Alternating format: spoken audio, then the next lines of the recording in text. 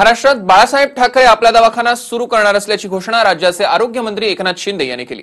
राज्यभरात अशा प्रकारचे एकूण 60 दवाखाने सुरू करण्यात येणार असल्याचंही त्यांनी सांगितलं।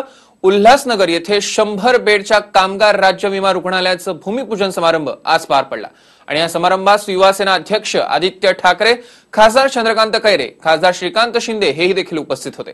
केंद्र सरकारच्या NUHM योजनेद्वारे हे दवाखाने बांधण्यात येणार आहेत।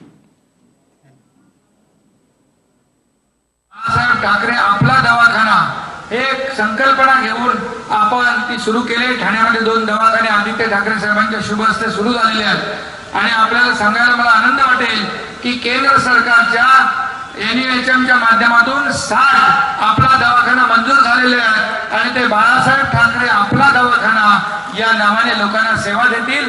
80% समाजकारण, 20% राजकारण बाळासाहेबांनी दिलेला मूल जो मंत्र आहे त्या माध्यमातून आपण काम करतोय। लोकांना नक्कीच या ठिकाणी चांगली आरोग्य सेवा मिळाली पाहिजे या भावनेने अनेक योजना या ठिकाणी आपण करतोय।